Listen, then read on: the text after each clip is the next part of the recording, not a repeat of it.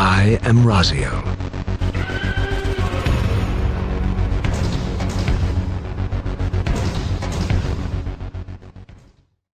We are live, everybody. Hello, welcome to RnR DnD episode 5. Romagus and Raziel deduce and discuss. This is episode 5, nostalgia, as you can see on your screen. First and foremost, I want to thank everybody who came by last week to watch the podcast, and thanks again to Josh Strife Hayes, who was a guest last week, and we will have him on the show again relatively soon. So how you doing, Romagus? How are things going, man? I'm doing great. Yeah, if you guys looking forward to hearing more from Josh, go over to his Twitch, go over to his YouTube page specifically. He's got a lot of good stuff over there. Got a lot of good content. Definitely looking forward to having him on again. Yeah. And we go when he streams. I mean, he's in the UK, so his times are quite different than ours. But please go bother him on his stream. Go say hi. Go follow him, and then say, hey, when you gonna go do another show with Raziel and Romagus? Bug him because he had a lot of fun, and I'm sure he wants to come back. But today the episode is episode 5, nostalgia. This is a pretty big one that especially gets exploited in this day and age by developers, not just of the MMO RPG genre. And so, before we do that, we did have a lot of good feedback on our last episode. So did you want to just do a quick shout out to the people who participated, Romagus? Real quick. I just want to say thanks to Tanner Bupkis, Fluffy the Kami, and Tim, but specifically Tim. Theodore. Theodore went nuts, Neal, man. Theodore Neal Jr. put a lot there. There's a lot to discuss, which I'm actually thinking about. I might do a video in and of itself. I don't know. I still have to get last week's episode up. You haven't posted it yet? No. I haven't got it all. Son of a bitch. He's got a lot of stuff here, and I think he kind of contradicts himself. But I super like, this is the kind of feedback I love to just sink my teeth into. So thank you very much, Theodore Neal Jr. Yeah, I agree completely with that. And again, before we move right into the discussion, I hope everybody is doing well. I know that the world is rather crazy right now. A lot of shit's going on. So make sure you're not touching your face. You're washing your hands. You're social distancing as you're instructed. And the human malware lockdown. Yeah, I've been doing that for a long time. But the human malware problem is it's going to get a whole lot worse before it gets any better. So just keep that in mind. And everybody stay fucking safe.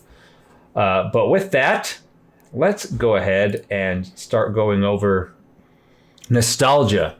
So, nostalgia, man.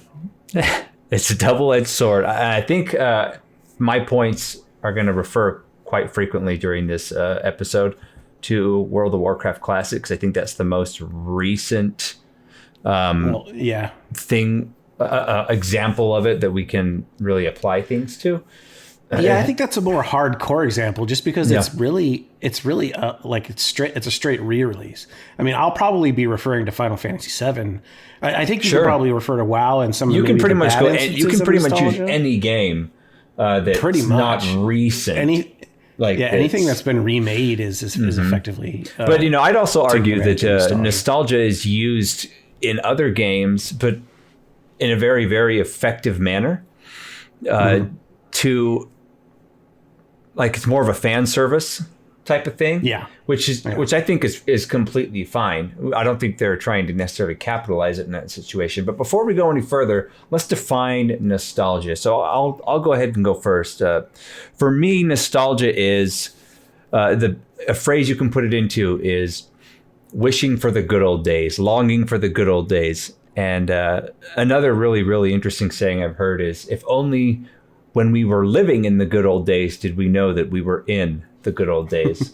But Indeed. Then they wouldn't be the good old days because, But nostalgia is, it's a feeling, and it's so many different feelings can inspire nostalgia. Something by sight, a sound, a smell, and waves of nostalgia generally come very quickly, and they die very quickly too. So what's your definition of nostalgia, Romagus? Well, I was just going to use the dictionary definition of nostalgia. Oh, you fucking lazy cock. well, we'll go into that. All right, I think I'm gonna.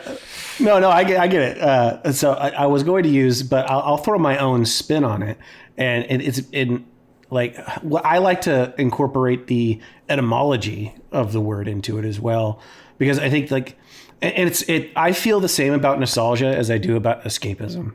Right. Right. Except with nostalgia, and that's like I'm willing to use the term good nostalgia and bad nostalgia, because I think I don't have another word. No, I agree. I guess I could use tradition, right? Like, because I think there's an aspect of nostalgia that cements a tradition, and once you have a tradition and doing things for traditional sake, like I think you can form strong bonds. I don't quite think that's quite nostalgia and tradition, because a lot of traditions carry on through generations that no longer, they couldn't feel any sense of attachment to it outside of, because they weren't there to experience it when it was original. So they can't long for patriotism. Patriotism, like sure. That's a tradition, and those are sort of traditional values that are carried by a country throughout. But that's the a value. ages. That's a traditional value. Like a traditional physical act you carry out as tradition. I don't think is nostalgia. Is my point. But even young people can have nostalgia for older days, even though they didn't live in those older days. Like, for example, I drive a 1966 Ford Mustang. I wasn't born in 1966. I wasn't around when it was first released. But I still have this nostalgia, and not necessarily about 1966, right? I like the design of the car. I like the old feeling of the car. See, man, that's how I am about 80s cars, man. I fucking love the design of 80s cars. So, anyways, back to my like sort of personal interpretation of nostalgia. I would say nostalgia is bad, tradition is good. If I were to you're kind of cutting out. I think it's because you're kind of going away from your mic. There we go. There you go. If I were to separate the two, I'd separate it between the positive and negative aspects. I would say nostalgia and tradition. But the dictionary definition, which probably influences both of our definitions, is a sentimental longing or wistful affection for the past, typically for a period or place with happy personal associations. Absolutely. And kind of like a homesickness, So like, correct. Like I've experienced this, and I'm going to step outside of gaming just for a second. I remember when I was 15 years old, I was at like the height of my popularity in high school and all these things. I had worked so hard to no longer be what kids thought was like the loser kid.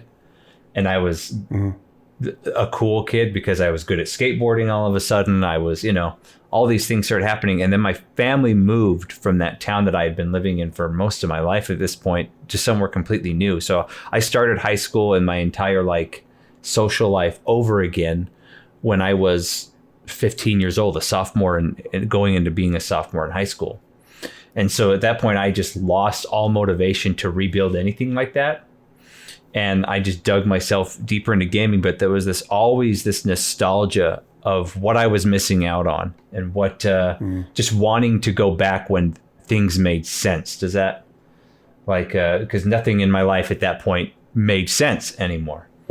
And I wanted to go back so bad. And this is where I think some of that bad nostalgia can come in, where I wanted the past back so bad. I wanted the past to be the present again so badly that the present disappeared, that I missed a lot of the present that I could have experienced. And now hindsight looking back, I didn't miss out on too much in that present time, but I could have. It could have been could have turned out a whole lot worse for me. And where I think this ties into gaming, and I'm going to use World of Warcraft Classic WoW's ass off, is they capitalized on what they thought people wanted. And the reason why people wanted it, that old phrase that's constantly hyped up with anything to do with WoW, it gets brought back that, J. Allen Brack said, you think you want it, but you don't. And he was kind of right and kind of wrong. So he was wrong in the sense that what people were really wanting wasn't necessarily classic servers back. And this is what people, I think, that even were asking for it didn't understand, is they weren't asking for, hey, we want classic servers back. What they really wanted inside was, we want the old mechanics and the old game, the way we played the game back. We want to go back to where we feel rewarded for our time. We want to go back to where there's difficulty involved in the things we do, not just in raiding, right? We want to go back to the uniqueness of the gear and the items and the just logging in and not having to worry about dailies and all this shit. So J. Allen Brack was right in the terms of, you don't want exactly WoW Classic back, because WoW Classic was far from perfect in terms of what a game is, what an MMORPG is. It had a lot of flaws, but back then we didn't care because we didn't know any better. And now you see it already, just like I predicted, where Classic WoW is dying off at a rapid rate. It's not going to last forever. But Blizzard, ActiBliz is going to milk the shit out of it for as long as humanly possible. And then they're going to, once it starts to die, they're going to move on to Burning Crusade. I have no doubt about it. They're going to move on after that to Wrath of the Lich King. I have no doubt about it. It's just what they're going to do, because it's a shareholder inflation tool at this point. And that's what they're using nostalgia for. But there was a video I shared with Tulsa on my Discord where it showed how what we really want back is something we can't ever have back. And the thing you can never get back is being new yourself. You can never lose your knowledge, and unless you get in an accident and get into a fucking coma or something. Right. But you can never experience something new like that ever again, because you've experienced it before. And scientific studies have shown that the reason why time seems to go so slowly when you're a kid is because you're experiencing everything for the very first time. And when you experience something new as a kid, your brain is literally growing new neural pathways. And it's a riveting experience. But the second that neural pathway is in place, it's there forever. So anytime you experience something in that vein of knowledge, those neural pathways that are already there are going to get used. It's not going to create new ones every single time. So that feeling of newness goes away. And that's why as we get older, time seems to go faster, because we're not experiencing new things almost ever. Once you're in your late 20s, early 30s, it's very rare for you to grow new neural pathways in your brain and to experience something completely 100% foreign to you. Anyway. Well, I'm not so sure about that, because so it's like, now you're right about the neural pathways and all that jazz, but I think it doesn't have more to do with context, right? So like a kid doesn't know what a week feels like, right. And he doesn't know what a week feels like because he doesn't get paid every Friday or every other Friday. And, right. And, younger, I would say in their early 20s, they see yearly cycles as still areas of growth. I know when I started paying a mortgage, that's when I stopped seeing years as something that you can get something done in. Sure. Right. When I started I got 30 more years on this mortgage. Okay. I'm going to be 55. You start looking and you start kind of well, you do have a better concept of time as you get older, for sure. But let me be a bit more specific what I meant. So most people, whatever the first MMORPG they ever played is the one they, from that point on, kind of, if they liked it anyway, which most do, that's the one they compare everything else they play to in that genre. They're going to compare it to that. And almost every single time, whatever they're playing that's new is going to fall short. It's not going to measure up. And the reason behind that is let's say your first MMO you ever played is World of Warcraft. and you got it on the day it launched, or it doesn't matter. You got it on Burning Crusade, doesn't matter. And you start exploring the game. Everything is so new to you. Now, the neurons that are being developed in your brain aren't World of Warcraft Burning Crusade neurons. It's not that specific. What it is neurons for you found a new area, a new world. It's very, very broad and vague. So those things won't happen again. So then when every MMO you get after, that excitement of exploration to that sense, to that degree is gone. You can't re-experience that even in new games. You just can't. And that's why you see so many people that in real life have wanderlust, and they go from country to country to country to country, are addicted to something that can't really fulfill them ever again, because they went on, it's like chasing the dragon, like my video about chasing the dragon. They'll go on this adventure to a new country for the first time in their life, and it's mind blowing, and they have so much fun and they enjoy it. So they constantly seek that same feeling. But the thing is they've traveled to another country before. It doesn't matter now whether they're going to France or Italy, or they're going to UK or Japan. Sure, there's going to be new experiences and culture shock and stuff like that, and it's still going to be fun, but it's never going to hit that high that it hit the first time they ever traveled. Yeah, I mean, to an extent, like even when you go to different countries. For me, when I went to Paris, I was surprised at how American it was. Right. And I think that's what's weird. I think for specifically people with wanderlust. But when's the first time they go to other European countries? What's the first foreign country you ever went to?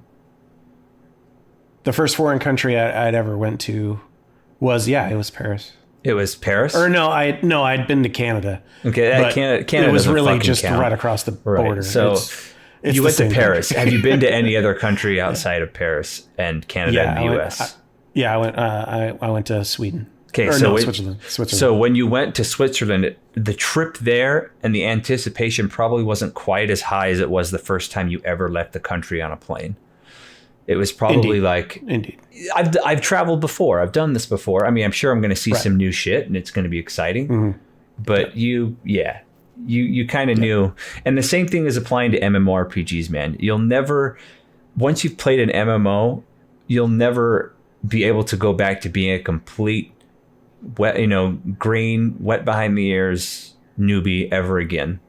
You'll never be that. And even if it's a game that has what I was trying to get to is that you start to see that these games are at the core games. Right. And so as an American traveling to Paris, yes, that was my first time leaving the country. That would be similar to me going from playing RPGs to MMORPGs. Right. That was my first time leaving that little genre. And there were all these amazing things about MMORPGs and whatnot.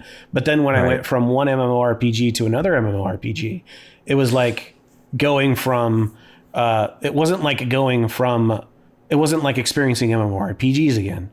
It wasn't like hopping. It wasn't even like hopping genres again. I mean, I can still remember the feeling the first time I ever logged into Assurance Call, and how overwhelmed and excited and full of wonder and awe I was just running around. Now, granted, World of Warcraft, I played a ton in it. Originally, up until mid to late Wrath, it was a fantastic MMORPG, a lot better than Assurance Call in many ways. But even from day one of WoW, even though I was having so much fun and I was addicted to the game, I never felt that awe and in the exploration and I'm in a world with all of these people. That was already familiar to me. Exactly. I already knew what that was like. And even though it had a completely different combat system, a completely different questing system, completely different dungeon system than Assurance Call, I had to learn those new things, but there wasn't a shock and awe about it. I knew it was an MMO, and still all MMOs to some degree follow a basic formula, and they always will. Yep. And that they're online. Yep. There's a lot of other people interacting with you, and you don't know what's around the next corner. You can't re-experience that. And on the flip, and the people want it so bad, but they just don't understand that the reason why so many people get so disappointed with new games. Now, a large part of it is because most new games are shit. Let's be real. They're just designed like shit and designed with microtransaction gambling factories. But there are still some good games that come out. Witcher 3 is a perfect example of that. But people want to re-experience something for the first time. But they never can. It's the same reason why there are people, and I do this. Like if I see a movie, right, a fantastic movie, and then I show the movie to somebody who's never seen it before, I find during those like really impactful moments in the film, I find myself getting more enjoyment out of watching them react to something that I know is coming than I get out of me watching it again myself. When I used to teach acting at the university here, one of the courses I taught was a film theory and study class. And we were studying Back to the Future because it's kind of a perfect screenplay. And I've seen that movie a million times, one of my favorite movies of all time. And those big moments in that movie, I would just sit in the back of the class and watch how all the kids reacted. Because that gave me a small snippet and sense of the old feeling that I had the first time I saw it. Just a small snippet, right? Because I knew the film couldn't give that experience to me again. I could never unsee it. I knew what was coming. Does You that were make sense? vicariously having a nostalgic experience. Absolutely. I was vicariously trying to re-experience that nostalgic feeling the first time of experiencing that moment again. Yeah. Well, So- yeah, and the etymological origin of nostalgia is just what you were talking about before, homesickness, right? And that's like, it's nice that you have this place in your heart, your home, that you have fond memories of, but it's important for any adult to be able to move past that. I agree. And, you know, forge their own future by challenging themselves and, you know, breaking the boundaries of safety and exploring, going out there and exploring. And again, we can tie all of the things that we've covered. There's almost like I wouldn't say like a logical, like a chronological step, but all of them are tied together. Nostalgia, escapism, MMO culture, leadership, the meta, all of it has been tied together so far. Right. What were you just saying? Oh, it's you were revisiting nostalgia through, but vicariously through your students, Right. right? And that's a good way for us to be able to bridge gaps and kind of sort of pass on the torch to the next generation, Right. You know, it's like the pros of nostalgia is like there's a reason why we look back on these things in such a fond way. It's because they did something right. And so being able to explore that and pass that on to the next generation and share that experience together, I don't think there's anything wrong with that. Well, and another pro, I think, of where nostalgia is used really well. I mean, Final Fantasy XIV is a perfect example. All the nods to their previous games they put in the game, where if someone had never played the game before, wouldn't even notice it. It would be new to them. While someone who did play those old games, it brings back a rush of those feelings. Like, I mean, the first time I heard the Final Fantasy VIII in Eden, the Final Fantasy VIII boss music, I lost my fucking mind, you know? And it's, it's this, that's where it's used really well, because they're playing just right on your nostalgia, where it's making the current product, the current thing you're doing, a little bit better. Where nostalgia, I think, has a major con when it gets exploited, because to be honest, I don't think you even feel or notice nostalgia as much if the current thing you're doing is fulfilling you. If the current, your present is you're content, you're less likely to experience a longing for the past. I found myself, because I mean, my first MMORPG ever was Assurance Call, like I said earlier. Now, when WoW came out and I got really into that, and when Dark Age of Camelot came out before WoW, and Final Fantasy XI, and I got into those games, right? I still compared things to Assurance Call because that was my first game, but I never found myself going, oh, I just want to go back to Assurance Call and re-experience it from the beginning. You know what I mean? I didn't, because what was current was still so good, because it was still fulfilling my MMO desire, if that makes sense. While nowadays, I think if you find yourself going, man, I just want to go back to whatever game, right?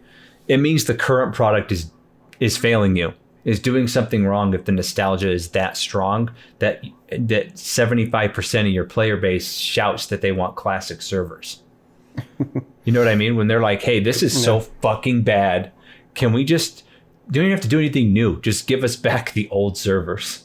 If it's that bad, then the current team is doing something very fucking wrong. Yeah. For me, actually, those are the aspects of 14 that I don't like. Maybe it's because I do like 14 as it is right now.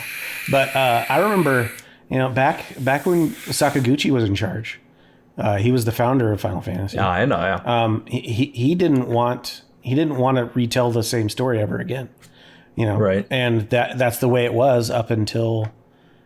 That's how all the mainline Final Fantasies have been. But when he left the company, that's when the company started dipping back into its previous IPs and releasing sequels that didn't do as good as the originals. And I think part of that specifically is, in 14's case is right. 14. Like I always see this, the mainline Roman numeral Final Fantasies have to be their own world. That's how I've always seen it. Sure. And when they started introducing, like, I understand making nods, right? So specifically the nods to the job system in Final Fantasy 11, things like chocobos, Sid's, Sid's been a different character in every instance he's been introduced. And having things like the Red Mage attire, or having callbacks to certain jobs and whatnot. Like I'm kind of fine with these sort of like traditional Final Fantasy isms, but when they straight like brought Kefka into Final Fantasy 14, I thought personally it's just lazy writing, in my opinion. Maybe it's like they didn't have any ideas. They knew that their player base has a nostalgia for these older titles. So but the same could be said right now with and the second set of Savage right now, where you fight Ifrit again and Garuda again and Shiva again. I again. agree. Like I think it's fucking lazy. Those concepts. I think most of Shadowbringers, and now while everyone loves Shadowbringers, that's great. I like Shadowbringers too, but I think I like it for different reasons. I see it as being a 1.0 player. When I first saw the Crystarium concept art, like I saw Project Rapture, which was released at E3 in 2005, right? Right. Because that's where those buildings were made, right? That's where those buildings were. And then I saw the old guard's vision of what Final Fantasy 14 could have been before he got fired. So and see, in the numbered Final Fantasies, the single player games. I never really experienced nostalgia for the previous games because I just moved on to the next. Like when I played 6, I wasn't like, oh man, I missed this and this and this about 4. Or when I played 7, I wasn't like, oh man, 6 did this and this better. I think the first numbered Final Fantasy where I wasn't even nostalgia, it was just, I don't like this game. I thought the previous game's story was better, was 8. When I played 8, and then I was like, 7 was better. You know what I mean? Because before that, each one had gotten better for me.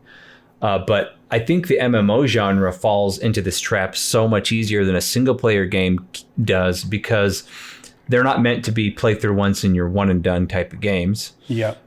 They're meant to be living, breathing worlds, and the living, breathing worlds concept is kind of dying because, don't get me wrong, like 14 is a great game. I like it. I still like it. I have fun playing it when I do get on occasionally and play it. But the thing is it doesn't feel like a living, breathing world. Modern WoW doesn't feel like a living, breathing world to me.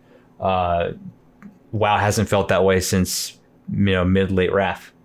There are so many games out there that, Elder Scrolls Online, I screw around on that every once in a while, but that feels like I'm playing a single player game, Like, you know what I mean? Like there's so much about the genre itself that has kind of gone away. I don't think it's the genre's problem. I think it's the player base. I think honestly, it's when I log into Balamung and I log into the Quicksands, there's so many fucking people around. And that's the thing. I cannot deny the fact that that's being there that makes it living for me. Like I'm not talking about empty servers. It's people being there and talking, right? Like so That's what's bounding it. It's RP. It's people talking and interacting and forming their own stories. Like that literally is breathing. So like you can't have a living, breathing world when you're just fighting monsters over and over again. No, you can't have a living, breathing. That's what's crazy though, is I look back to Assurance Call and back to early WoW, and no one fucking RP'd really. Very rarely. I mean, they didn't have beginning WoW had RP labeled servers, but no one fucking RP'd on those servers really. And the same, and Assurance Call didn't even label their servers. They had regular servers and one PvP server. And the thing is RP you saw here and there, but what made the world living and breathing to me wasn't just interaction with players. I felt that those games treated the world as the main character and not you, not your characters, not the players playing with you.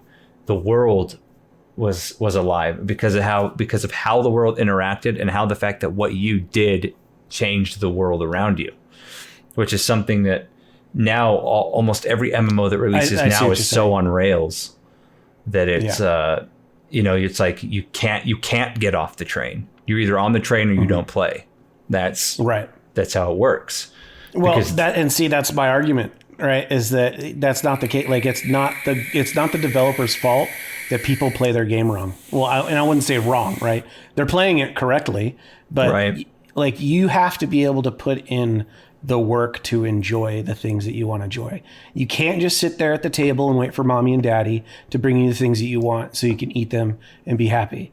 Like sometimes you have to cook the food yourself. See, and I agree. In order to have a living, breathing world, you have to participate in said world. Sure. You have to participate in the economy. You have to participate with the other people in the dungeon groups. Like there's every opportunity. Every time you log into a dungeon, you can say hello. You could say, how was your day? Sure. You could say, hey, what's going on? You can make it a living, breathing world. But because people treat it like it's on rails, because the game is meant to be, because the game funnels you towards the end game, people succumb to that mentality and never stop to smell the roses for themselves. True, which is why I say it's both their fault. It's the player's fault and it's the developer's fault. Where it's the developer's fault, in my opinion, is because you like you're saying, you can do that extra work to get more involved and more immersed in the game, but in the older MMOs, it wasn't so much work. The reason being is because what the game developers have added into the games since those days has hamstrung a lot of that stuff. For example, queues. I'm not so sure about that. Like I'm fine with queues. You know what I mean? Like having queues, having stand in cities and just wait for your queue to pop. I'm fine with queues because I do those things in between queues. I talk to people in between queues. Right. I do other quests in between queues. And I just preferred it the other way. I thought your only option was, it's like you interact with the world or you don't play. While now you can choose to interact with everybody around you in the world, but you don't have to. If you want to play everything 100% by yourself and never talk to anyone, for the most part, you can. And that's, in my opinion, that's just not what MMOs were designed to be. You had to be a part of the world. I like that MMOs have moved in that direction. See, I just don't. And I think it's bad. I'm going to bring up feedback from the last show when Towner Aubrey wrote, some of the most fun I've had in an MMO since Burning Crusade was completely blind Elder Scrolls Online. Not worried about being efficient or effective, just worried about looking and feeling badass. Didn't research classes or anything, just jumped in and made on-the-fly decisions. Fantastic way to play MMOs for me. So that was his opinion on how to, so like that's how he's jumping into ESO and enjoying ESO's world. I think there's only so much, like I prefer like not gatekeeping and not forcing other people to be social, but to giving people the opportunities to be social. And if they don't want to take those opportunities, then that's their problem. I don't like because then you start with the mentality of forcing people to socially interact, you force meta, right? And then once meta is being forced, then you start feeling like you're a slave to the meta. And like, in order to combat meta mentality, you have to have it open for the individual. And there's a developer that actually did a great talk on why there are plenty of people that play MMOs by themselves and don't ever group up. And it's one part of the hero's journey. It's the loner hero. Sure. The loner hero doesn't always have to be like, narratively, I don't necessarily agree with how 14 puts its like hero on a pedestal and it puts everyone on, and you have to be the hero no matter pedestal. What. Yeah, but I like the idea of forming your own concept of a hero and living in an MMORPG world and having that opportunity. So like in Final Fantasy 11, you could be a Beastmaster in solo. You could solo 1 to 75, which was the cap at the time, if that's what you wanted to do. And if you wanted to play Final Fantasy 11 solo as a Beastmaster, you could do that. See, I think this is just a situation where we kind of on some points agree or disagree, but I'm really curious. I have people, I just turned on the visual chat for my stream here, and I'm really curious to the people watching, do you agree with Romagus here in terms of like, are you completely fine with queue thing, with the queue systems, how they are? Because I remember queues weren't a thing in any MMO until midway through Wrath of the Lich King, and WoW. Once WoW did it, everyone had to do it after, because for the longest time, whatever WoW implemented is what was done in MMOs made afterwards, because they wanted to mimic WoW's success so badly. So I'm really curious to people watching, what's your opinion on this particular part of nostalgia and this particular part of the MMO genre? Do you like just being able to queue and sit? Do you like being able to interact if you choose? If you don't want to, you don't have to? Or would you prefer going, having the world like be so ruthless that you have to interact if you want to succeed? I'm just curious. Feel free to chime in anytime. We're going to keep moving on, but if you chime in and well, with that little aspect that you put in there, Final Fantasy 14 not recently, but it was last expansion. They released was it the Baldessian Armory or something like that? Arsenal. Right. Where it had those aspects of it, and everyone fucking hated it. There were a lot of people that fucking hated all of these 11 nostalgia trips. And there were people who played 11 that liked them. But all of it was these sort of forced grouping mechanics that people just were absolutely disgusted with, because they're so used to how games are played now. They're used to being able to jump in. And a lot of the excuses were, back when I was in my late teens, early 20s, I could spend all day yelling for a group in the party. Right? Sure. But now that I have a job and kids, I don't have the time to sit around all day and yell and, like have my eyes glued to shout chat. See, and that's the thing, is in no way, shape or form am I saying that the old system was perfect. It definitely wasn't. But it was more what the world was designed around. Warlord says he doesn't mind queuing. That's just because you don't have legs, man. I'm just kidding. I'm just fucking with you. But queuing never really bothers ZORPG. So, I mean, I think the vast majority of people that play MMOs now, though, the vast majority of the demographic, are not. I think most of the people that are like me, that were playing MMOs from the mid to late 90s, for the most part, I don't think they play as much anymore. I don't think they're as involved. Well, for me, but to like, even though what I just said, I was saying that on other people's opinions and why they didn't like it. For me, sure. I still want things like that in the game, right? I'm glad Baldessian Arsenal is in the game, because like that aspect is there for me to visit at any time. If I want to get a group together that wants to do minimum item level runs on Bahamut and wants to do Baldessian Arsenal, and I get a whole free company together that just does that sort of nostalgic style, old style MMO content, I'm glad I have an MMO that actually has it there.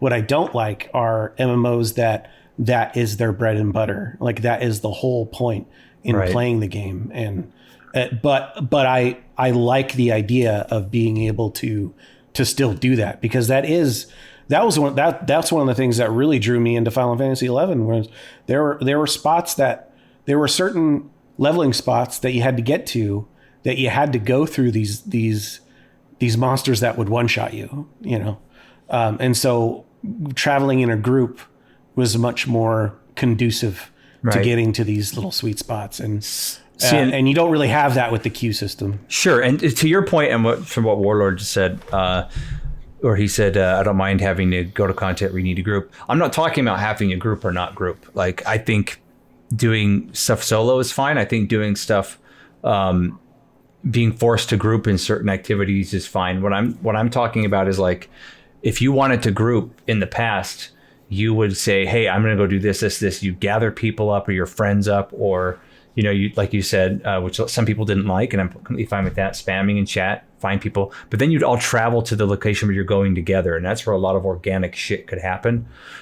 Just running there through the world, because you'd run into other things, very dangerous things out in the world, and that would sidetrack what you were doing, but it was fun. Yeah.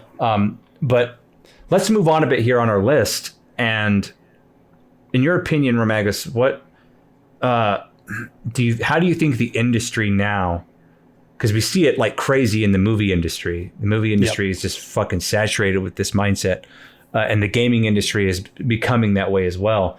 How do you think developers in the gaming industry are exploiting and taking advantage of nostalgia? Well, Nintendo just literally is pulling a Disney. They re-released the same fucking game from 1980s. 8 bits and all, that we've been playing on emulators for 15 years for free, for free. And then they're like, now you have to pay for it. Here you go. Here's Mario 1 again. Yeah, PlayStation did the same thing, but they even went even further when they released their PlayStation, their like mini PlayStation console. Oh, the PS. It literally has a fucking emulator in it. Yeah, that's it's not even hardwired. No, it's someone's fucking emulator. Right. That Sony bought. Yep, and Sega did the same thing, man. Yeah. Sega, and Zio's right. They've closed down a lot of the emulation sites. That sucked too. I remember I was looking to play Final Fantasy 2 for the PSP, and I was looking for a ROM for it. I own it, but I wanted to stream it. I can't stream my fucking PSP, right? So I had to get a ROM, and I kept going to these sites that were getting shut down, and because the companies are making money off of these emulators now. Right. I wouldn't consider Skyrim a nostalgia trip. They're just because it's still the latest game in the Elder Scrolls series. If you don't count Elder Scrolls Online, you got to look at it from you got to look at it from his point of view, though. Like, he's 10 years younger than us. So true, but they're re-releasing Skyrim just because they fucking can. Yeah, because every time they do, it sells. Yeah, which has nothing to do with nostalgia. And that's another aspect. That's one of the things that, like, I actually don't like about Square Enix either. Right, like, for example, and to bring up the remake, like I was going to, Final Fantasy VII remake's in the fucking title. Why is remake in the fucking title? Well, it's because they released the same fucking game, 20 fucking times on 20 different consoles. That's true. That's true. And I think, part of that, I think, is because literally getting pissed at Square Enix for doing that. I think part of it is people are fucking retarded, and Square knows that they're fucking retarded, so they're like, hey, if we just say Final Fantasy VII, right? People will not buy it because they'll say, oh, it's just Final Fantasy VII. I have that game already. Well, that was their fault for re-releasing it. Well, no, it's Square's fault for re-releasing the same game 10 times. Well, yeah, they released Final Fantasy VII, because every time on PC, then they released a remastered because this is what HD they would version. Do, right? With the PlayStation 3, they had that tech demo, and people were thinking that the next Final Fantasy VII announcement they were going to get was going to be a Final Fantasy VII remake, but we didn't get that for another 10 years. Right. So it's like they had to put, because like everyone was expecting remake, but they kept saying just Final Fantasy VII now on Steam, Final Fantasy VII now on the Switch, Final Fantasy VII now on PlayStation Store, right? And so then when they actually did make this fully now we have to say remake, so people fucking now we have to say remake, right? Yeah. Well, and then there's other companies shot themselves in the foot in that. Right. there's other companies that exploit nostalgia. I'm going to go into a little bit of detail here. So you have companies that exploit nostalgia because their current products are so fucking terrible. So Yeah. a good and they have no creative talent left on their teams for the most part that can come up with a new good idea. So what they'll do, a perfect example of this is WoW Classic. We know that current WoW has been fucking trash for better part of a decade. Warcraft 3 Reforged, StarCraft Remastered.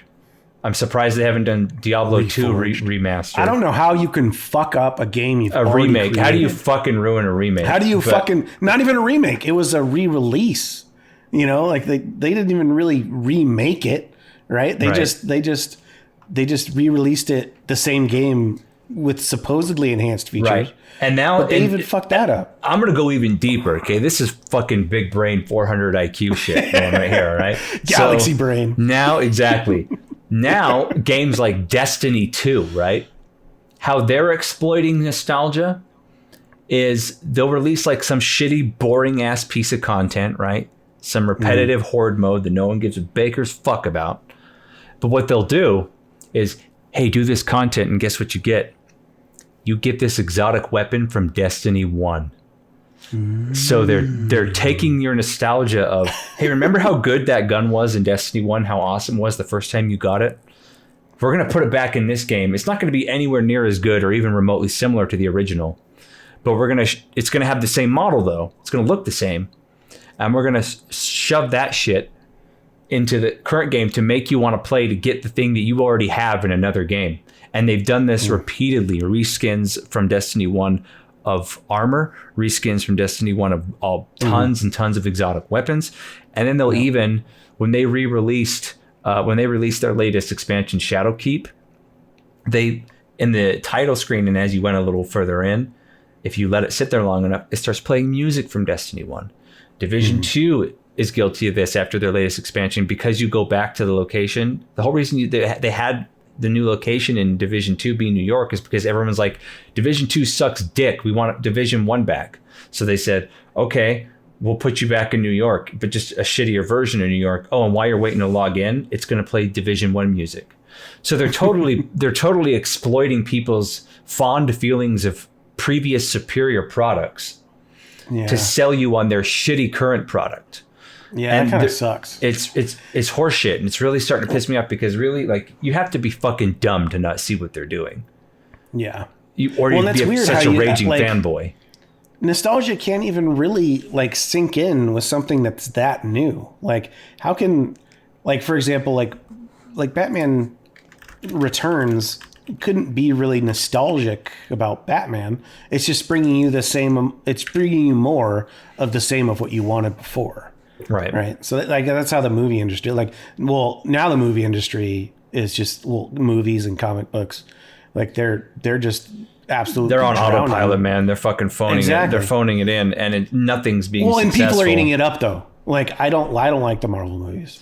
Well, here's the thing. Not anymore. It's getting worse. Yeah. Their Marvel universe is dying. But that's mostly because every writer they hire now has to be a leftist SJW. Right. And DC's always been that way with their crap. They just can't make a good decision.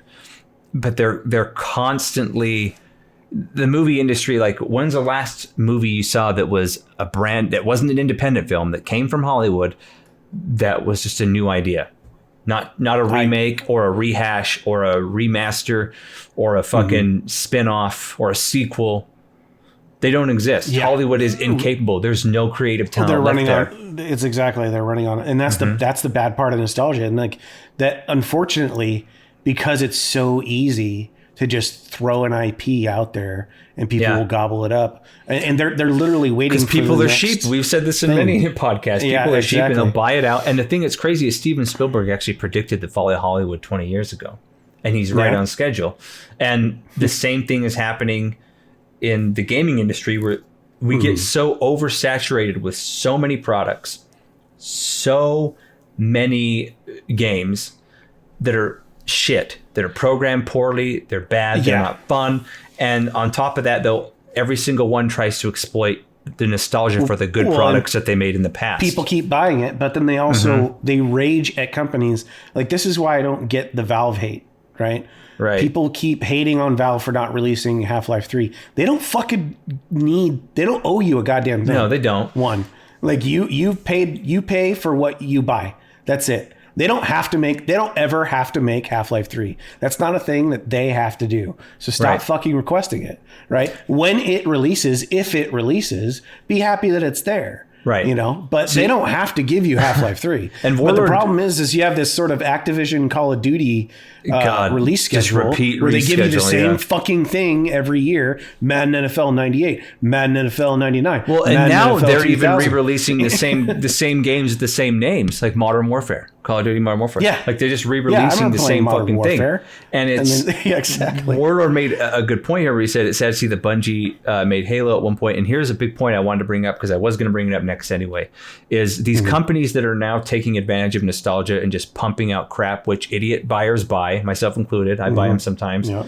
They buy this shit, they spend money on it, and then within a month they're on their forums and making YouTube videos about how shit they are, you know, and how they want a refund and want their money back.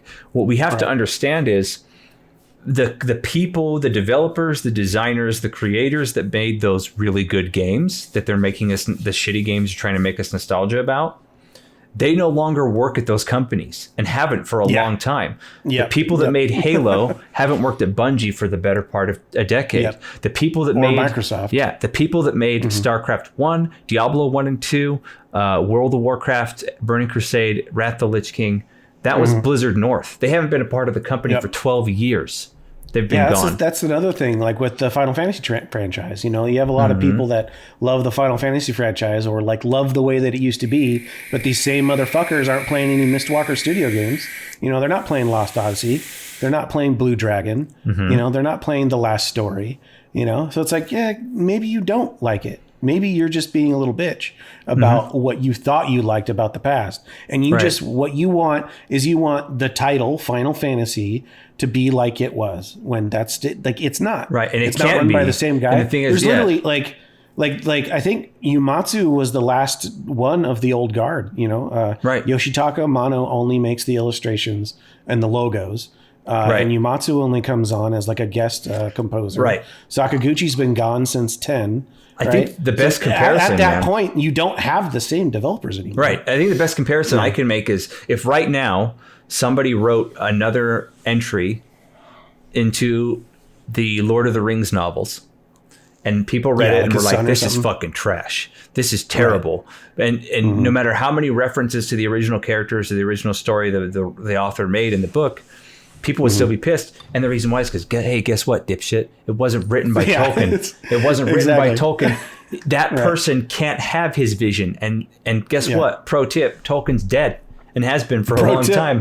Right? And so it's like when companies, you have to view when someone leaves a company that their creative influence in that company is now dead. It's gone. It's never coming back. Unless they get rehired for the same job and get the same amount of power that they had before, and which never happens. So generally, if someone leaves a company, the only people that leave a company and come back are people that have power but have very little like influence over creative control. So they're not the ones who write the stories. They're not the ones who you know do whatever. So them leaving and going makes no difference. I mean, so I think we're in a famine. And the reason why people these days are so much more hyped and pumped about things that make them nostalgic than they were 10, 15 years ago is because we're in a fucking famine of creativity in both movies and in gaming. Like it's just gone. Right. Because companies, shareholders, namely, aren't interested in good stories. They aren't interested in good music. The audience is eating that shit up too. Right. And that's my problem with music. Like it's affected music really bad. Oh, absolutely. It's everywhere. Anywhere there's art. And for me, like I can attest, at least from the music standpoint, that I'm the bad audience, right? So just to clarify it. So like, for example, Final Fantasy VII Remake, I think is the prime example of how you should use nostalgia as a developer. And it's also the prime example. Well, it's a gold mine they're sitting on. Yeah, the best selling Final Fantasy top, of all time. Yeah, but it's also like with some of the cropping, some of the shit that's cropped up from the fan base. Mm-hmm. Like I've seen people complain that like because they redid the music and it's not in a MIDI format, that it's not as good as the original. Why would they do Fucking that? Bullshit. Like why would they release it as a MIDI? You Uematsu didn't. He only did One Winged Angel the way that he did because of the inherent. He didn't make it a MIDI by choice. He did it because he had to. That's the best technology he had available to him at the time. You have some people's nostalgia that are demanding these game companies to do backwards stupid bullshit. When it's you have Final Fantasy VII Remake coming out, and you've got people complaining that Tifa's tits aren't as big. Well, they're plenty big, but they're just not as big as they were, cartoonishly large, right? With her cartoonishly like weird proportions, where she looked like a fucking alien. How come they're not complaining? How come they're not complaining that Cloud's arms aren't made out of fucking Lego blocks? Right? Exactly. That was just the technology at the time. Yeah.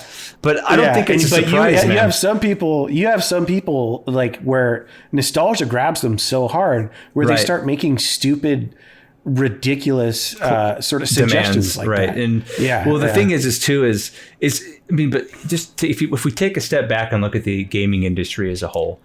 And before we go to that, also you have a lot of people hating on the remake because it's all in Midgar. And so they say, we're not getting the whole game. Well, guess what? The first disc was in Midgar. Yeah. All the disc one in the original was in Midgar. Well, you're getting you're not getting the whole game. You're getting a whole game. And they're putting in so much content into that first part of the game that it's going to be worthwhile. And then that will make every subsequent part from then on. Like they'll have to live up to what they're making as a foundation in this first part. So Final Fantasy Remake Part 2, Final Fantasy VII Remake Part 2 needs to be as good or better than Final Fantasy Remake Part 1. No, I agree. So like these people that are complaining that they're not fitting all of the content of Final Fantasy, as a fan, as a nostalgic fan, I want to see more of the world, and that's exactly what the developers are attempting to do. They're not just giving us a spot on spawn. Like if I wanted a remaster, then I would just go get the mods. Right. There's been plenty of people that have modded Final Fantasy VII and they've fixed all the blocky mind blocks looking characters and they've inserted symphonic soundtracks and stuff. If I wanted to do that, I'd just mod it myself. But I want I want what the developer's vision was. And so like some of these new additions, like the Watchers of Fate, which weren't even in the original game at all. Like I'm actually, as an old veteran player, I'm actually interested to see how this is going to affect the storyline and what's going to tease out. Because they're going to be able to do more with it. Exactly. And here's the thing, like what I was going to say was if we step back and look at the industry as a whole, the only evidence we need for nostalgia and the piss poor state of the creativity that currently exists in the industry. In the last 2 years, what are the most hyped up, best-selling, whether they turned out good or not is irrelevant, but the most hyped up, best-selling titles? Let's see. WoW Classic, Warcraft 3 Reforged, Resident Evil 2 Remake, Resident Evil 3 Remake, which is coming soon, Final Fantasy VII Remake. Yeah. These are all re-releases of I would say the games only that one are over 20 years old. The only game that is and I think people need to throw their money in this direction. Right, that's one of the problems is people aren't throwing their money in the right directions. They keep throwing their money at these bullshit tactics. But like Cyberpunk 2077, like throw your money at CD Projekt Red. They're doing all of the right things. They're doing right by gamers. Original stories, and their sequels are validated. Their sequels are like needed as part of the story. They're not just like saying, "Hey, we need to make a sequel because the last game sold X many copies." And so shareholders want another even sequel. Their storefront, right? The company and how they do their storefront. Good Old Games gives you digital copies of their games that you own. that's on, like, it's not tied to their servers. And when they go down, you still have your game. Well, and and a small note there is a completely different subject. We want to dive deep into it, but I'm of the opinion that, and it's actually kind of been proven in multiple lawsuits throughout the world that games as a service, quote unquote, is fraud. But it's fraud. You should own it. And literally the company anytime can press a button and it's impossible for you to ever play your property ever again. But that's a topic for a completely different day. That's but like in regards to like nostalgia and like the consumer base, like there's one thing. It's one thing when the consumer base complains about something, but then they themselves don't throw their money at the people that are doing it right. Right. And I think like when you were saying, look at all these titles that are just remakes.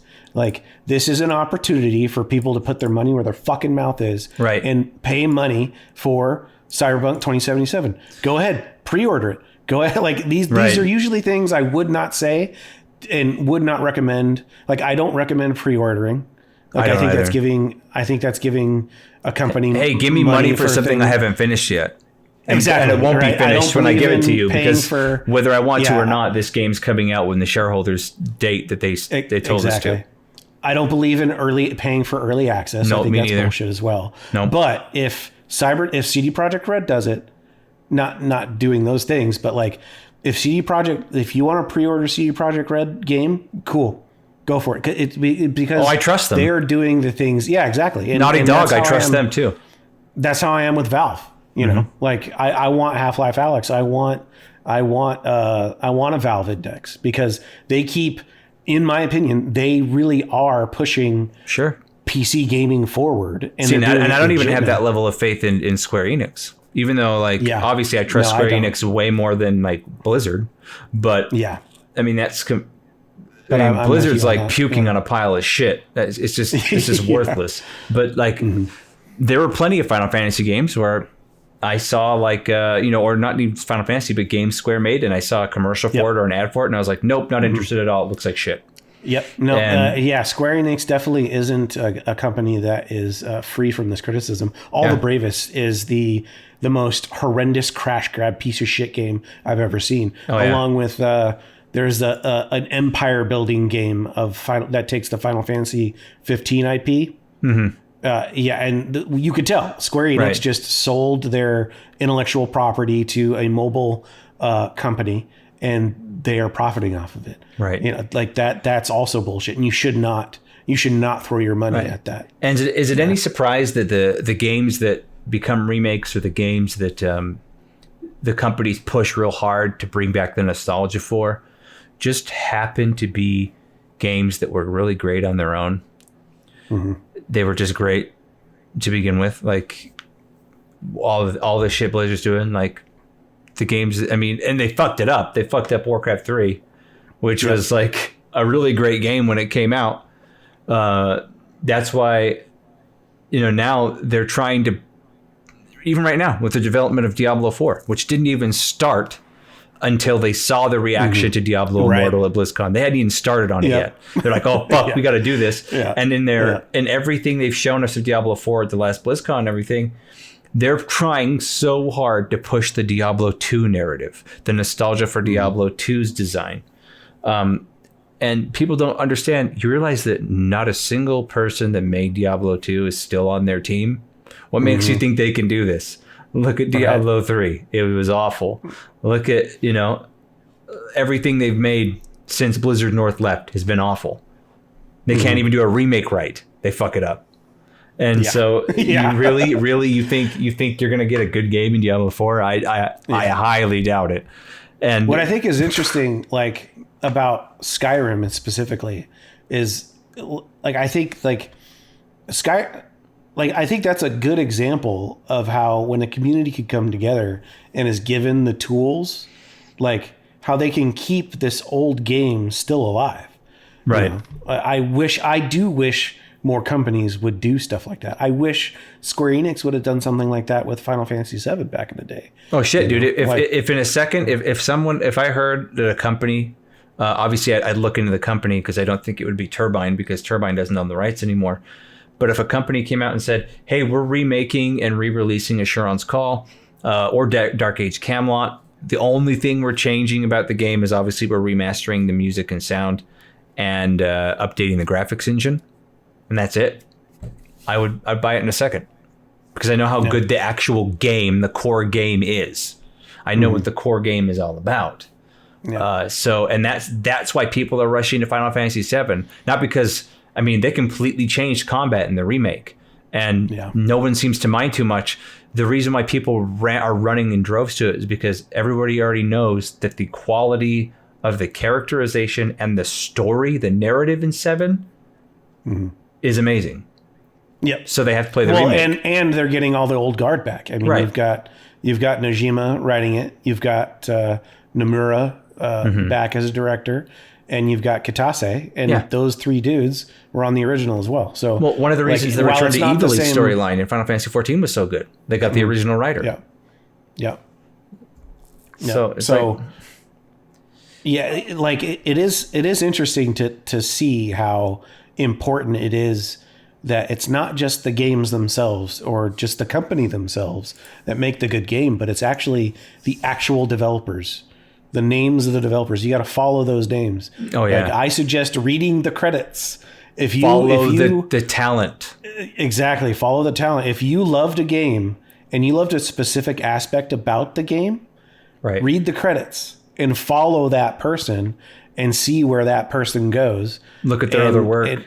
And look at their other work and see if it was just like a one-off thing, or if it's like this person has something special. Right. Because more than likely that is the case. It's not the company that has something special. It's which is why games are so bad now, because who runs all the major development companies now? The shareholders. And I guarantee you 90% or more of every shareholder for every big major AAA game creating company has never even played a video game in their life. Never touched one. They don't care. They're all about dates. How much money do I have to spend, and how much is my return going to be? How much money will I get? Exactly. And so that's why all these poor decisions are made. That's why games that even start out good get released in unfinished formats. Yeah. Before we started this podcast, I was watching a video by Griffin Gaming, and he was commenting on a video from Engadget that was bitching about Valve and not really and all their quote unquote anti-consumer activities, and one of the points that she had made was that because they don't have shareholders, they don't have to because they're a privately owned company, they don't have to appeal to what gamers need. Like, no, that's not why we don't have Half-Life 3. We don't have Half-Life 3 because guess what? The original writer, he's not there. Yeah. He doesn't work there anymore. It's the same reason why there's not a continuation to the Soul Reaver series. Yeah. The writer's dead. Yeah, exactly. Yeah. It's and they have the fortune and they have the goodwill and they have the brain power to understand, hey, the genius behind the storyline in this game is gone. We're not going to carry it on because we don't want to fuck it up. And which is to say, I mean, why was Indiana Jones and the Crystal Skull so fucking bad? Besides the fact that the main character is, older than fucking Christ himself at that point. It's because they were doing it all about nostalgia. They were doing it all about the past. And they ruined the fucking character. They ruined the fucking story because some things need to just be left alone. Right. Like, I hear little rumors here and there about, dude, do you hear they may be doing a remake or a reboot of Back to the Future? I'm like, it'll never fucking happen. And they're like, why not? I'm like, A, because the movies are perfect as they are. And B, because literally the guy who owns the property rights to those movies, the guy who wrote and directed the original movies, said it's never fucking happening while I'm alive. Yeah. Nope, it's just not going to happen. Well, they did it with Ghostbusters. They're doing it with Ghostbusters again, but we'll see. Now they have to do a remake because the remake was so fucking bad. The remake was so fucking bad that now they have to do the reboot. Actually, that one was more of a remake. The all-female one was a remake, and now they have to do not a reboot or a remake, but like a sequel. They have to do Ghostbusters 4 to unfuck what the remake did. Yeah. Because otherwise the franchise is tainted forever. Mm-hmm. Well, and that's another prime example of just taking IP, I'm not for nostalgia purposes, and completely like changing it for no reason, and it was a Right. superfluous reason too. Like I don't remember thinking like, man, I wish these guys were girls. You know, like that's not something that ever. And entered at the my same mind. time, Now, when I saw the original, I never said, I'm really glad that none of the Ghostbusters are women. right, Like, I never Like, thought that's that. not a I was thing that interested ever in the entered story my and the mind. characters. And another thing, what's worse though, is like another thing that never entered my mind was that any of those girls were bad, that weren't funny or weren't bad actors, right? Like I actually really. I don't know, liked dude. Kate The fatty McKinnon. was shit. I thought she was. I think she's funny in other She's stuff. funny in other things, yeah. but all 4 of those women were horribly miscast. The Right. script Well, and was that, I think, fucking is awful. The script, and it was miscast, and it was the concept I didn't really want in the first place. But like, I wouldn't Right. deny the capability of those women. They were just utilized incorrectly. Well, and here's the if thing. you're going to incorporate them into that Right. world, like there should have been a sort of like baton handing, which didn't occur. Well, and it here's was just like, here's why like, it this failed is so ours now. miserably. Besides the fact that it had a horrible script, right? People weren't nostalgic about seeing a film about catching ghosts. That's not what people were nostalgic about and wanted another Ghostbusters movie. They weren't nostalgic about Slimer or the Stay Puft Marshmallow Man or New York City. They were nostalgic about the characters. They were nostalgic about Peter Well, Venkman. and the actors, I would say. Yeah, the too. actors who made those characters. They wanted Because to I'm see not so that sure group if of you guys on another adventure. And it would For have been me the is same I'm if not sure- Ghostbusters would have originally been made with 4 females, right? And it had been just as good. That's what people still would have been nostalgic about, is Exactly. the I agree. characters.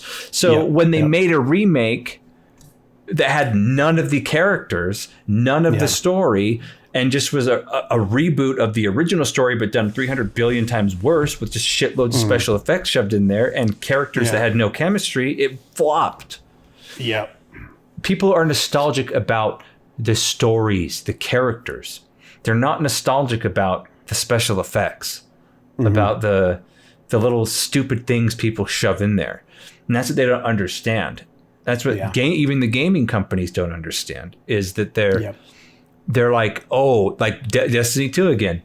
Remember this gun, man? Remember this gun from Destiny 1? Yeah, I do, but it doesn't, just because I have this gun in Destiny 2 doesn't mean Destiny 2 sucks less cock. Because it still does. It still sucks cock. Now I have a gun that used to be good in a good game, shit in a shitty game. I haven't played Destiny. Is there like some sort of like lore attachment to these weapons? Yeah, and I it's know you all can have, like, it's a all on a story Wikipedia page. Because literally companies that's are my biggest incapable of problem putting stories in their with actual Bungie. fucking game. Man, I remember. It's because I they're all remember playing SJW Halo, retards, man. and over I at Bungie. liked Halo, right? I liked Halo. I liked Halo too. But I remember they were doing like an interview with Bill Gates at the time, and he said like that this was like a new pioneering moment for narrative in gaming. I was like, that's not what I think Halo is. You know, like if no. you think that like Halo is the pinnacle of storytelling in It's gaming, not. you have been playing video games. But then like I was talking to a younger friend of mine who had read all the books. And he was talking about all this stuff that happened in the books. And I was like, why the fuck isn't that in the game? It's I know, the same, all of the stuff that he was saying was really cool, right? I was like, why wasn't any of that in the game? I would have loved to have seen that. See, and why it's the same for World game? of Warcraft. World of Warcraft. If you want to if you were just a player, right? Like I was, from expansion to expansion up until Wrath of the Lich King, if the only way you could really know what was going on 100% in Warcraft, in WoW, BC, and Wrath of the Lich King was if you had played Warcraft 1, 2, and 3, which is I'm fine with because those are other games in that lore series, right? They're games. They're parts of the series.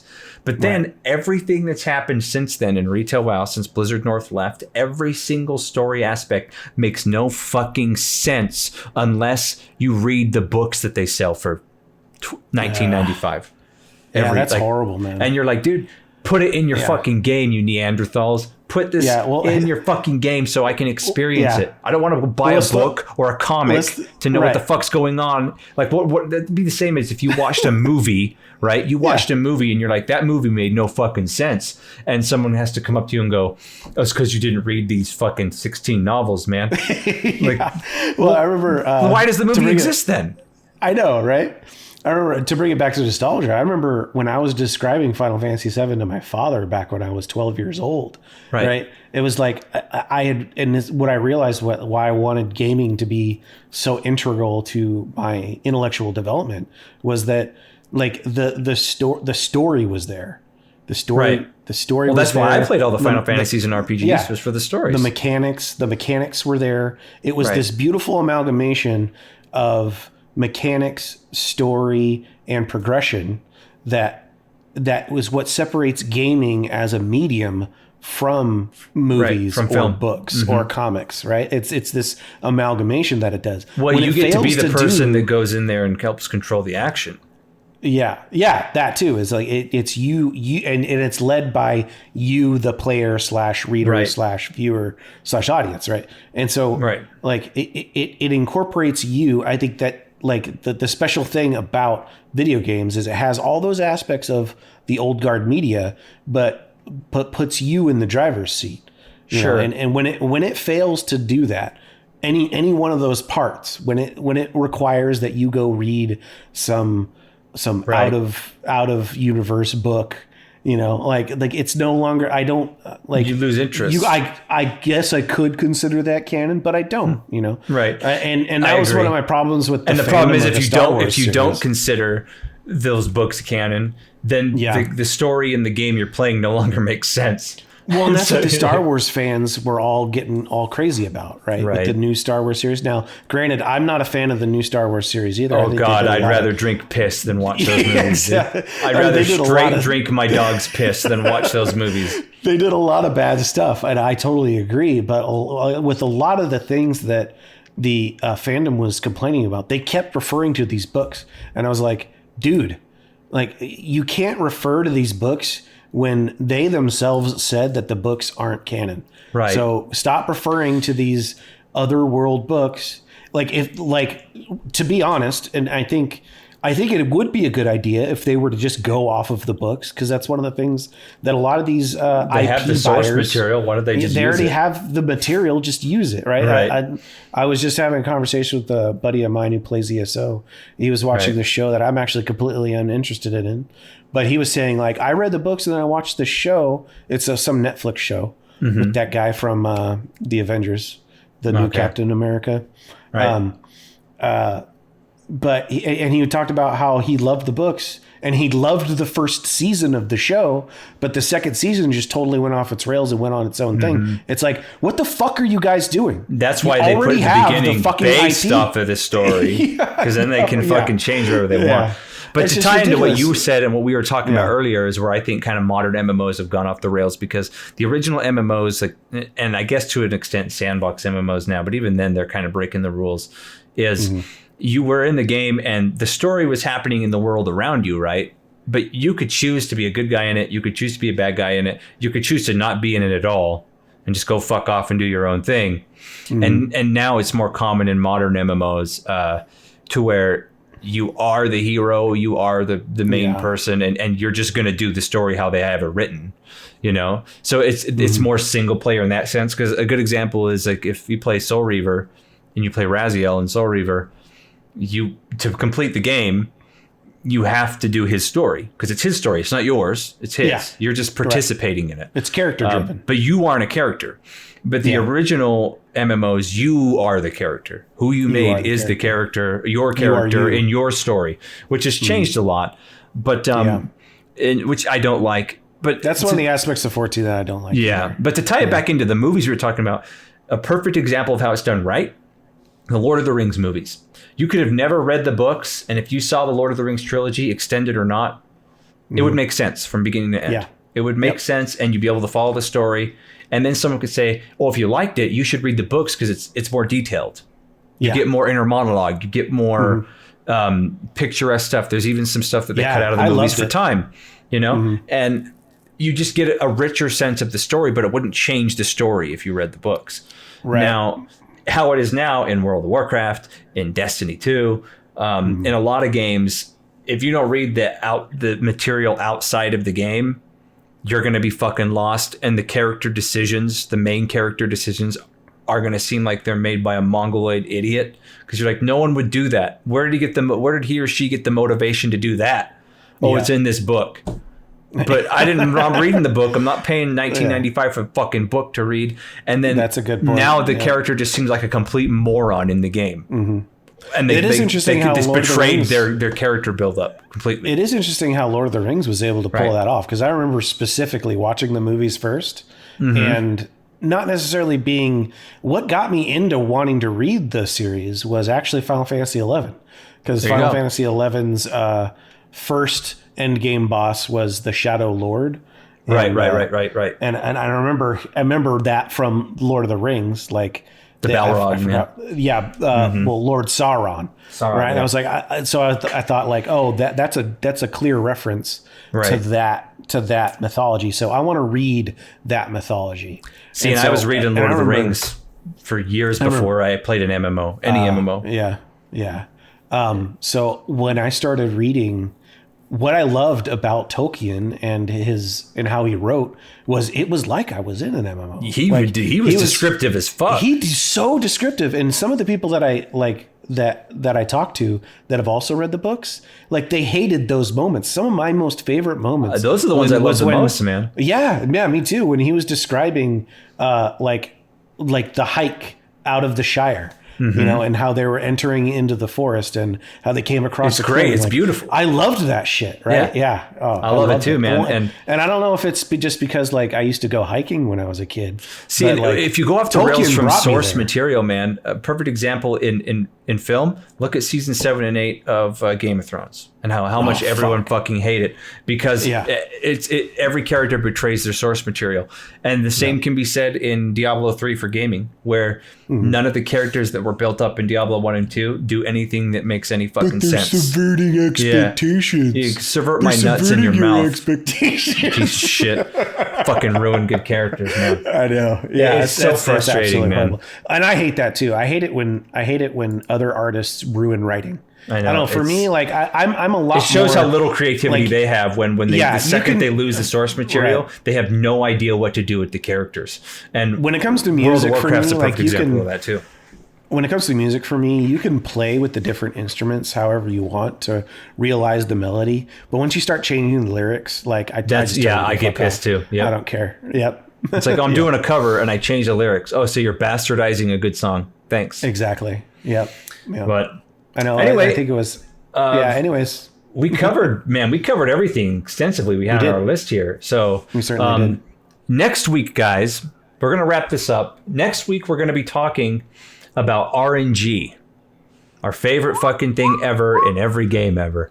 RNG in online games, specifically MMOs, but pretty much we can apply it. There's lots of games with RNG. RNGesus in all his glory will come down. Some good things, very few good things, but mostly bad things. Mostly bad things. And I think if you're cool, Romag, because I know this is the first time I brought it up, but I'm kind of considering inviting Josh again for the RNG, because I think he'd have a lot to say about it, a lot of interesting things to say about it. I'm fine with that. And then soon after, we'll get your guest on the show when we have a topic that you feel he would have a lot of input on. But RNG definitely is the bane of anyone who's ever played any video game ever, RPG ever, very specifically. So we are going to be doing that next week. Guys, thank you so much for participating in chat, for coming in and talking again. Romagus and I will both have this episode up on our respective YouTube channels within a day or two. I will. I don't know about you, Romagus. You still put the other one up from last week. I'll get them both up today. Okay, cool, great. But yeah, mine should be up in the next day or two. So if you want to rewatch it, again, you can instantly rewatch it because Twitch saves it, so you can watch it again if you came in late or missed anything. With what's going on in the world right now, guys, please be safe, be smart, follow your local, laws and guidelines. Don't be a fucking douche and start taking Twitter pictures of yourself licking deodorant sticks and ending up in fucking coughing jail. on people for a dare. You're right, Fuck coughing on people. Because I'm telling you right now, if I was somewhere, someone just walked up and coughed to me, that motherfucker, I'd punch him in the face. He's losing teeth. I'd end him. Yeah, exactly. I'm gonna fucking curb check that son of a bitch right there in front of. I'll curb check him right in front of the fucking Twinkies, man. With you want to joke about ruining our lives? I'll literally ruin both of our lives. Yeah, Chester Brock here. I don't give a shit. Chester Brock says here at the end, increase your chances of better RNG with microtransactions. Yep, microtransactions will definitely be a part of that discussion for sure, because that's the mother load of RNG. But thanks everybody again so much for coming by. This has been Raziel and Romagus to Deuce and Discuss. Again, all our information for Twitch and YouTube is here on the screen and will be in the description of the videos as well. So, Romagus, you have any closing remarks?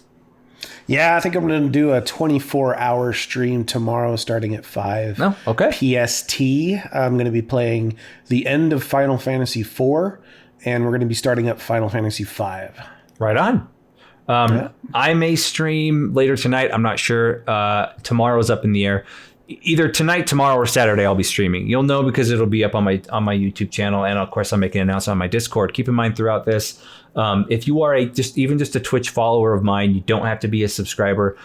You can be in the Discord and come hang out with us and talk shit and get in our toxic bullshit channel where we post all our fucking super dark memes. Come in there and dark dank memes. Yep. Dank memes, participate. But anyway, guys, this has been Romagus and Raziel, and as always, my friends, keep it real. Doodles.